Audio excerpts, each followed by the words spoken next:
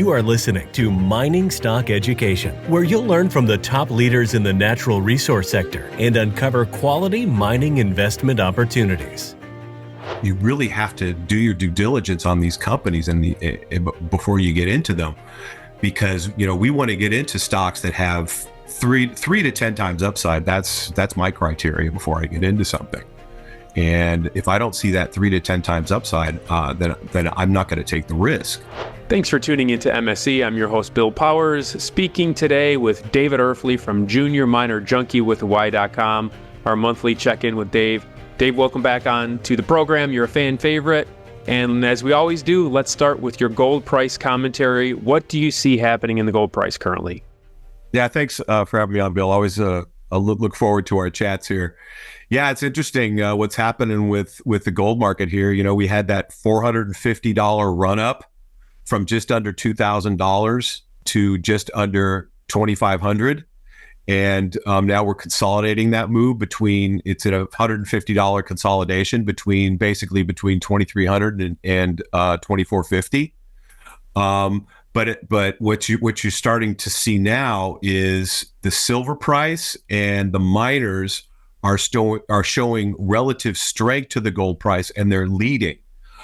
So you have a gold price that's still, $100 or so below that all-time high at $2,450. Yet you had all four of the gold stock ETFs, GDX, GDXJ, SIL, SILJ, have 52-week high closes last week, and the silver price now is knocking on that $30 door again. $30 has been really stiff resistance for the past 4 years.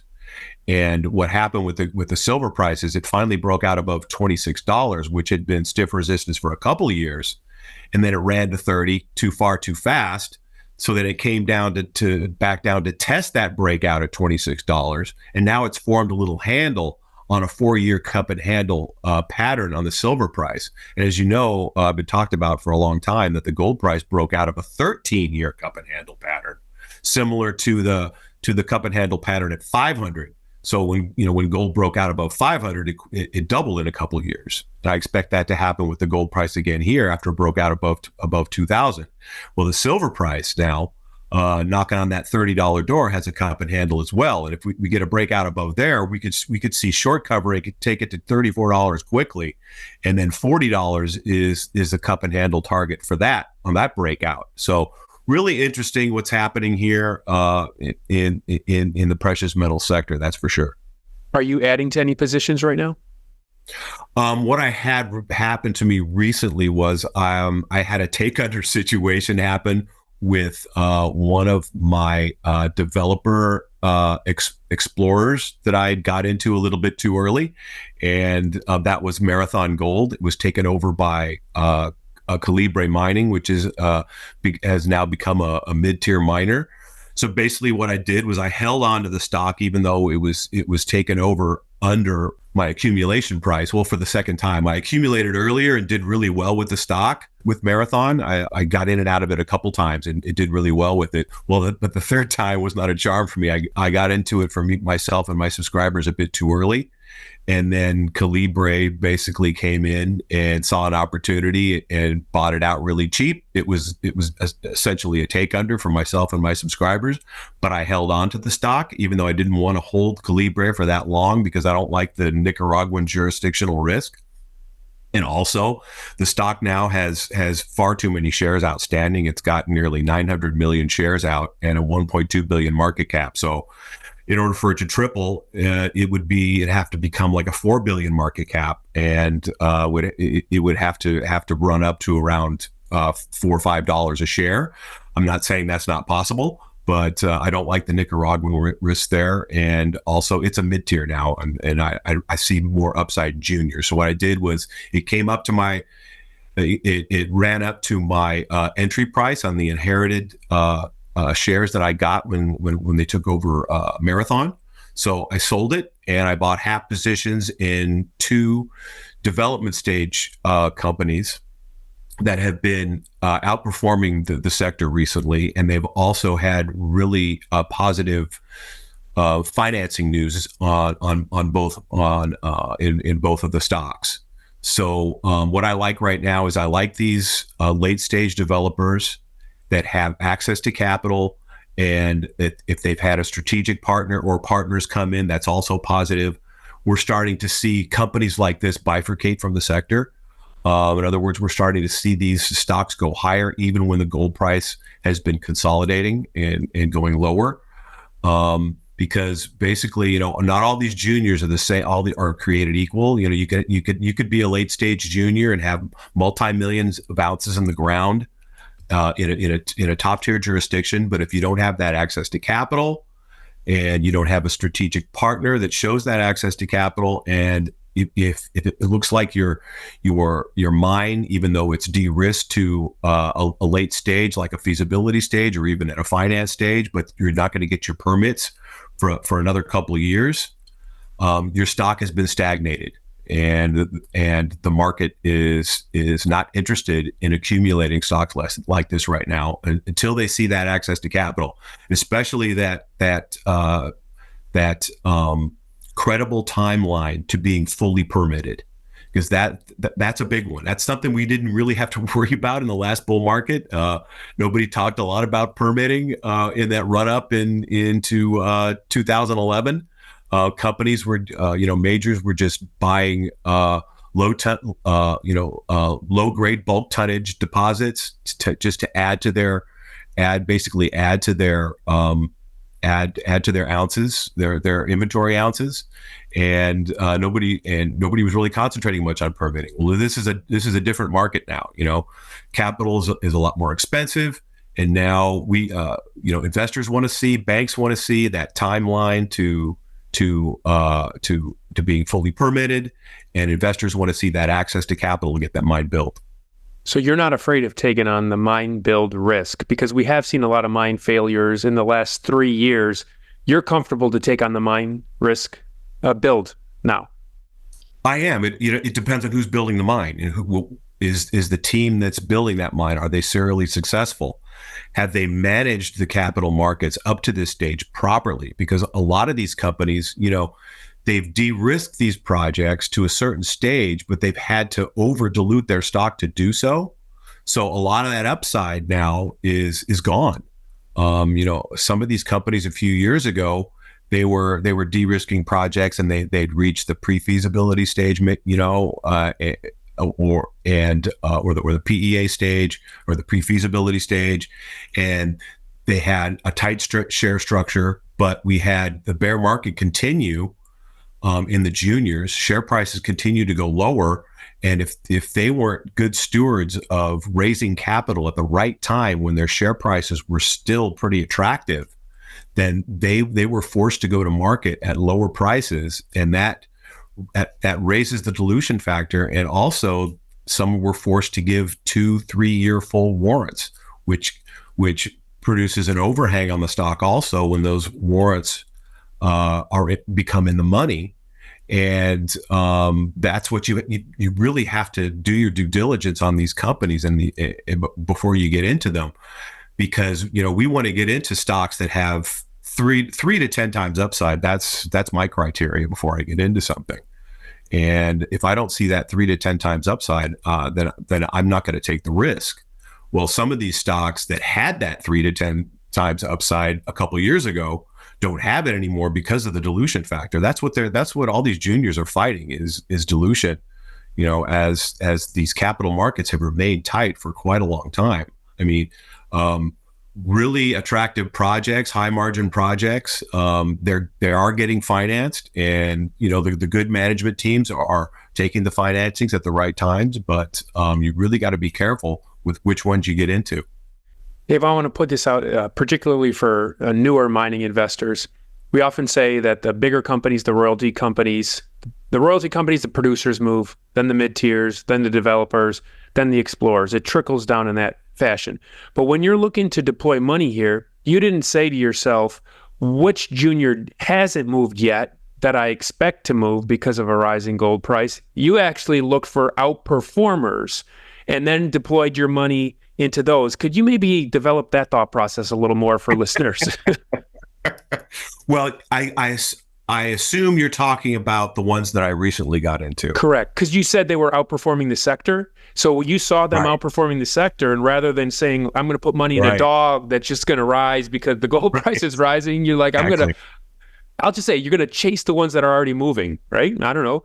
Well, like, what do you think? Not chasing that you didn't have a point. You had a point at which you wouldn't buy it anymore, of course. Right, exactly. You bought one that was moving. Right. So basically, here's what we have. We have a bifurcated sector. We've got, let's say if you're looking in the developer explorer sector, right? You've got different types of stocks in this sector. You've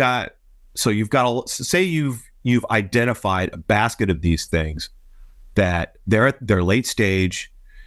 They've got multi-million ounces. They've got blue sky potential, but a major hasn't recognized this and they haven't taken a strategic position. You got to ask yourself, why is that? So then you take a look at a company that just got that recognition from a major. They got that strategic placement from a major, or maybe another company, a mid-tier or what have you, and their stock starts to move because the street and the market sees that, hey, this is a legitimate takeover target now because they have that access to capital. They've done a good job in attracting that major or mid-tier, and their share structure is still pretty good. So I'm going to start getting into this one. And the reason why I got into companies that were like that, as opposed to the ones that are still languishing on the bottom, that are maybe on my watch list, and I do expect them to move at some point, because let's say I looked at another one and it was at the same finance stage, but they're in a jurisdiction where they're not going to get that environmental permit for another 2 or 3 years, even though their project has reached basically the finance stage or the feasibility stage. So, they're a single asset company. Even if they're a multi-asset company, the market is going to avoid those. So, but I'm going to keep them on my watch list, because if I have a company that's taken out, and I do really well with it, I'm not gonna keep the shares of the mid-tier or the major that bought it. I'm going to sell it, and I'm going to distribute the proceeds into companies on my watch list that, hey, maybe they're closer to getting that environmental permit, or maybe, they've signed a lot of CAs recently and they've got some majors sniffing around, and I think a major is going to get into it, because if I was a major, what they've done recently, I want a piece of this, because they're getting close to being shovel ready, and what they've been proving up there at their project is really attractive. This is going to be a high margin project. It's got blue sky potential. I really like this. I'm going to get into it. So it's a totally different market than it was during the last bull market. There's different things you have to look at, and a big reason is that capital is no longer cheap. These banks aren't just financing everything, which in actuality is a good thing. We've talked about this before. A lot of these juniors need to go away. A lot of these companies are attempting to de-risk projects that'll never be a mine, and there's just so many checks that these banks can write. And now they're better stewards of their capital, because capital's not cheap anymore. So, and when that finance window opens, it's opening in stages now. It's not just opening wide like we saw in 2016, right? In the beginning of 2016, all of a sudden, in 2022, the summer of 2020. I mean, all right, right, same thing, yeah. Right? In summer of 2020, in January of 2016, the capital market window just opened wide, and everything was being financed.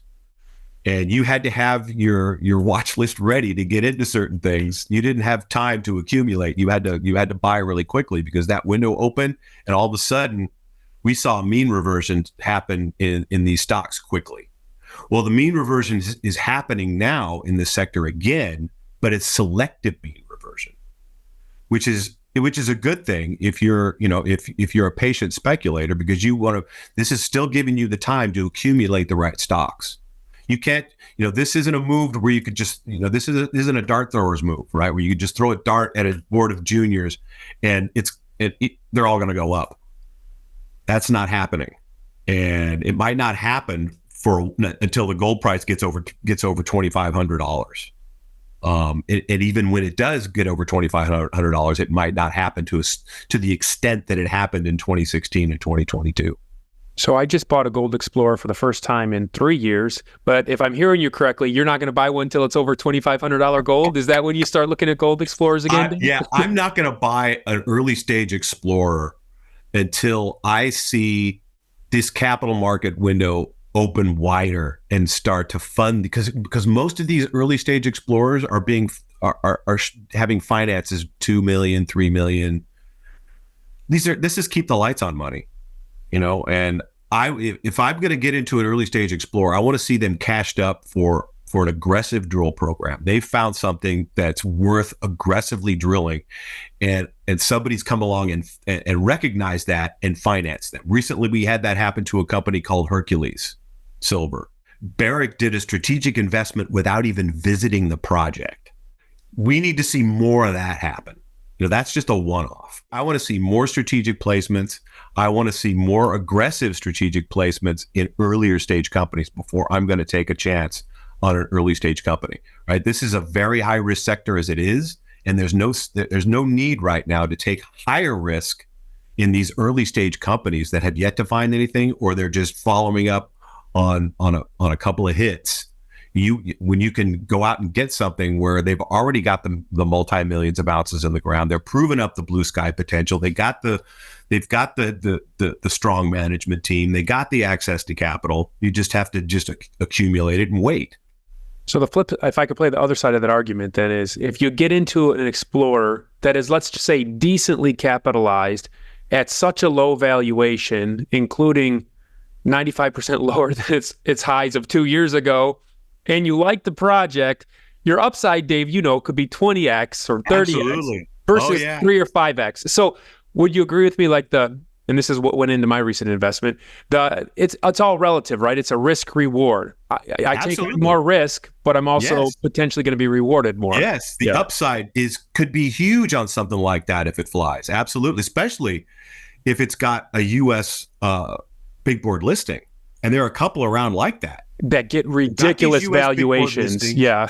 Yeah, they've got these U.S. big board listings. Yeah. They've got these fantastic projects, yet they're stuck in this permitting process, right? That doesn't look like it's going to be shovel ready for quite a while. But there's so few U.S. big board gold stocks to buy, right? So the money goes into it no matter what. There's not that many. Yeah. And then that's why you look at these West African countries, right? As soon as you say West Africa and you say mining, people just go, "Oh, that's just too risky for me," right? There's just too much risk in these West African countries. There's coups, there's all these things you have to deal with, right? But in a lot of these West African jurisdictions, like Cote d'Ivoire or Burkina Faso or Namibia, you get permits like that. At times, you have to give away 10% of the project to the government, but you're going to get your permit. I mean, there's some of these companies like Asino, that you and I did well in, and my subscribers and your subscribers did well in. They went from discovery to being shovel ready in like 4 or 5 years. That's unheard of anywhere else in North America. It's a trade-off, right? And there's a company like that I'm invested in that's in my top 10. It's in Cote d'Ivoire. They're called Montage Gold. They just got their environmental permit. So they've reached the finance stage. They've got major backers. They've got 4 strategic partners that have access to capital. They got the Lundin Group backing them. They've got less than 300 million shares out because they were able to get to this stage so quickly. So they didn't have to over dilute to get there. And they're already at the finance stage. They're at the final permitting stage, and the stock continues to go higher. It's been extreme overbought for months, and this is a rarity in this sector where you could get a company that could go from so quickly from discovery to shovel ready and not having to over dilute, and they attract these partners, these strategic partners with this access to capital. So you look for companies like this right now. They're out there. You just have to, sharpen your pencil and do your due diligence. Or if you don't have the time, you subscribe to a newsletter like mine, and we do the due diligence for you, and start accumulating shares and wait. So what you brought up, like on Montage, timing is so critical. And I've talked to a CEO recently of a junior explorer, and he's like, it's not just making the discovery, it's the timing of the discovery means everything. And we have to factor that in, don't we, Dave? Right. Yeah. And there's a company that one of these companies that I recently got into, everything timing worked out perfectly for them. They put out a feasibility study that was a very good feasibility study. It's a silver junior as the silver price was breaking above $26 for the first time in 2 years. And at the same time, they attracted two strategic partners. So all that timing has this stock going from a maybe to, I got to get into this. I got to start accumulating shares. What about the gold producers? What are you noticing happening in the margins? And also, is there money flowing into the gold producer stocks? Absolutely. I talked about this in my article a few weeks ago. When Newmont came out with Newmont kicked off the Q1 earnings season, right? So you basically had the general, the big boy, kicking off Q1 earnings season, and it was a blowout quarter. The stock went up 12.5% on the announcement, right? Their margins were a bit lower, or maybe they might have been a bit higher, but this was the first report, the first quarterly report they put out after the Newcrest deal had been absorbed. So their margins were fantastic, right? And the stock, like I said, the stock went up 12.5% that day. And Newmont is also, a lot of people don't know this, it's the only gold stock on the S&P 500. So this was a day that the S&P 500 was getting shellacked, and Newmont was the standout winner on that day. And like I said, Newmont's the general, right? So if Newmont is not trending higher, then, your generalists, your fund managers, your big money players, they're not going to even mess with juniors until the general starts leading. Well, that quarterly report also forced Newmont's stock above its downtrend line, because Newmont, the stock had reached $80 in early 22 when gold was trying to break out above 2,000. Well, it went all the way down to 30. It's COVID low, right? And then that report broke it out above its downtrend. Well, it came down and tested that downtrend on lower volume, and now it's bouncing from there again. So Newmont needs to get back above $45, $46 and start trending higher. Once they see that, and also in Newmont's blowout quarter was followed the day after by Agnico Eagle, who was now the number 2 gold producer. They had a blowout quarter as well, and their all-in sustaining costs are like $1,150. They're by far the best miner out there. So we had the number 1 and number 2 gold miners show blowout quarters. All right. If this happens again in Q2, which I expect it to, because they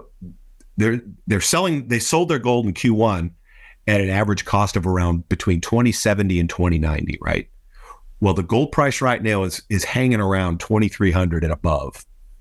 If it closes gold, if gold closes above that level in Q2, that's another $200, right, in margins that these miners are going to be making, while their costs have basically remained the same.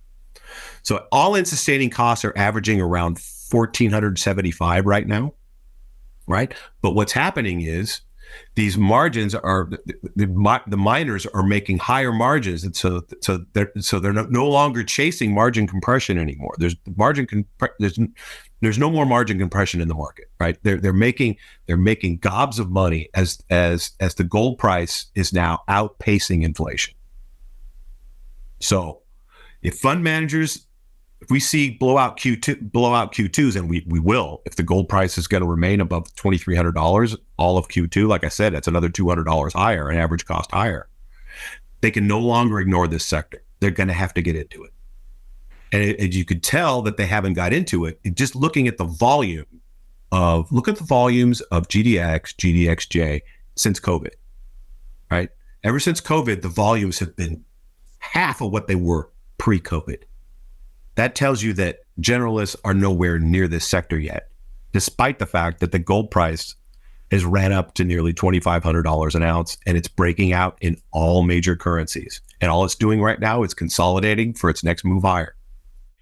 Dave, when Newmont is divesting of some of its smaller or not prioritized gold mines, do you keep your eye on some of those projects just to see whose hands they might end up in? Because, when a good management team gets a hold of a decent project, rebrand it, market it, go out there, sometimes that's a good investment opportunity. Absolutely. It happened with K92, right? They took that Barrick mine that Barrick didn't want.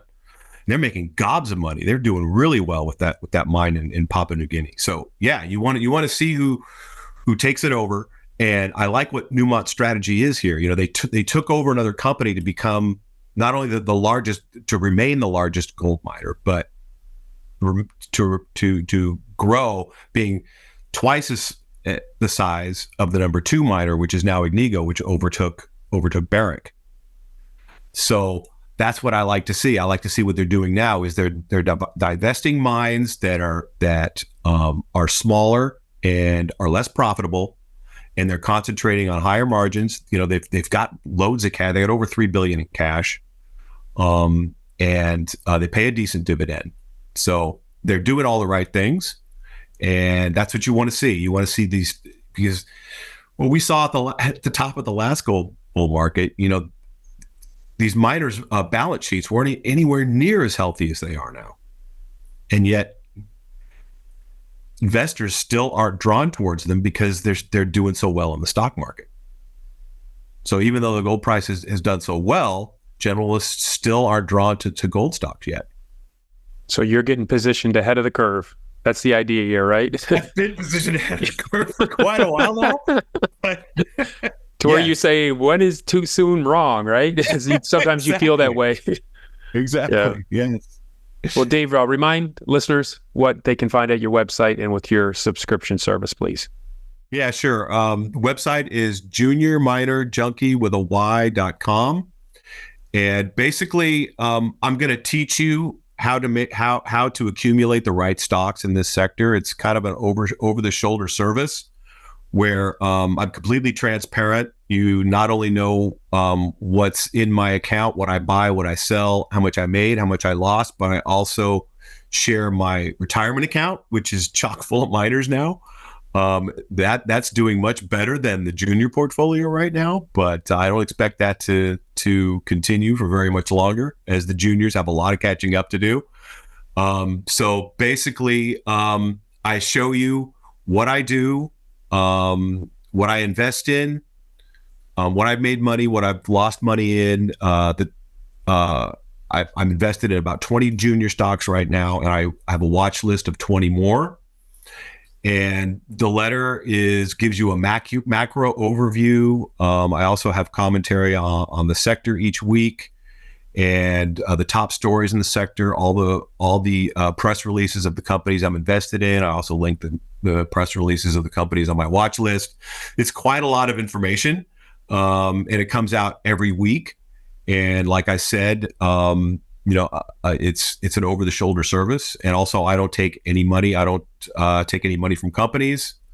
My credo is basically, I'm not going to invest in any junior where the management team is not invested in the company along with the shareholders. So why would I expect investors to sign up for my service if I'm not doing the same thing? So I invest all my own money into the companies that I recommend, and I do a detailed report before I buy something and let investors know that, hey, I'm going to be buying this next week. And then we all pretty much get into it together at the same time.